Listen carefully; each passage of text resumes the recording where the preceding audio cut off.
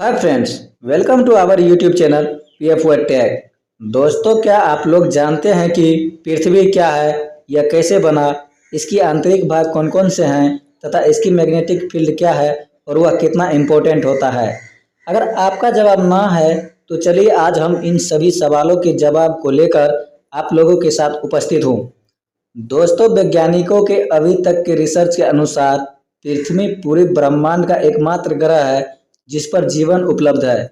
यह सौरमंडल का पांचवां सबसे बड़ा ग्रह है। बृहस्पति, शनि, यूरेनस और नेपच्यून इससे आकार में बड़े हैं, जबकि बुध, मंगल और शुक्र इससे आकार में छोटा है। पृथ्वी का व्यास लगभग 8,000 मील यानी कि 13,000 किलोमीटर है और यह ज्यादातर गोल है, क्योंकि ग्रेविटी आमतौर पर पदार्थों को एक गेंद में खींचता है, लेकिन पृथ्वी की घूर्णन गति के कारण यह अपने ध्रुवों पर टूट जाता है और भूमध्य रेखा पर सोल मतलब कि सूज जाता है, जिससे इसका आकार अंडाकार हो जाता है। पृथ्वी को अपने एक्सिस पर एक चक्कर पूरा करने में 23.934 घंटा लगता है, जबकि सूर्य की चारों ओर परिक्रमा करने में 365.26 दिन लगता है।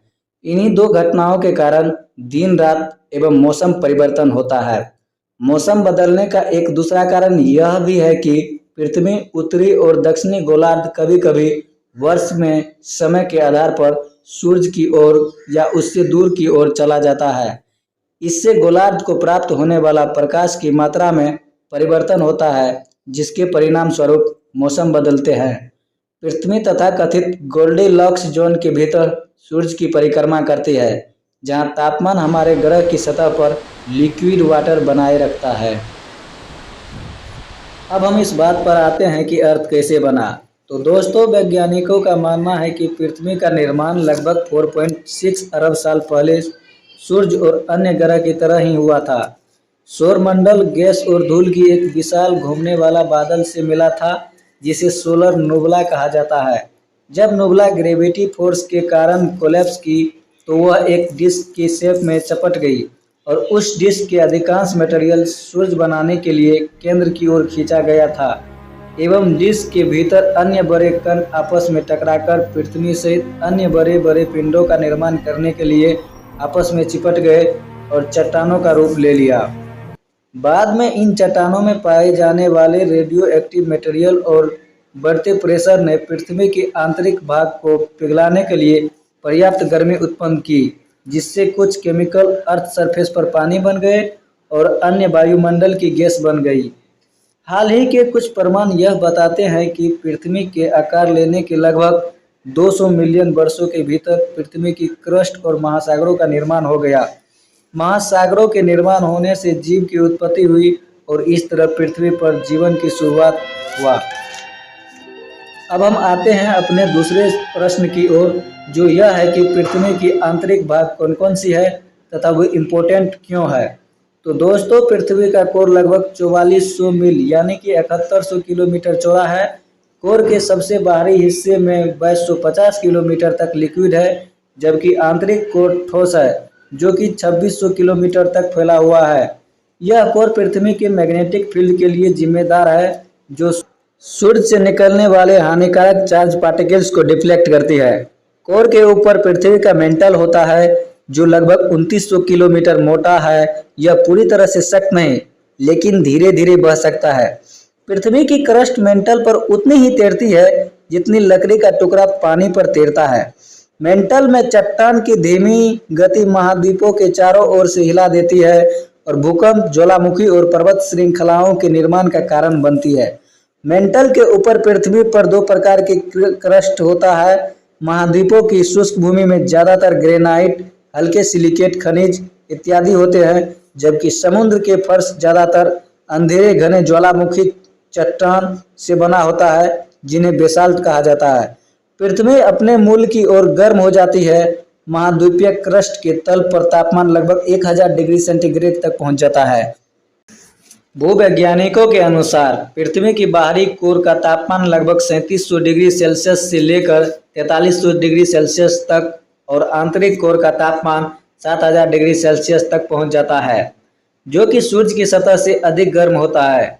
अगर हम नज़र डालें अर्थ के मैग्नेटिक फील्ड की ओर, तो आप लोगों के मन में एक सवाल जरूर उठनी चाहिए कि मैग्नेटिक फील्ड तो इलेक्ट्रिक फील्ड के कारण क्रिएट होता है। अगर आप यह सोचते हैं तो बिल्कुल सही सोचते हैं। तो चलिए अब हम लोग ये भी देख लेते हैं कि अर्थ का मैग्नेटिक फील्ड कैसे जनरेट होता है। पृथ्वी का मैग्नेटिक एरिया पृथ्वी के बाहरी कोर में बहने वाली धाराओं से उत्पन्न होती है। मैग्नेटिक उत्तरी ध्रुव अपने उत्तर की गति को 400 किमी सालाना तक बढ़ा देता है। यह संभवतः उत्तरी अमेरिका से बाहर निकलेगा और कुछ दशक में साइबेरिया तक पहुंच जाएगा। पृथ्वी का मैग्नेटिक एरिया अन्य तरीकों से भी बदल रहा है।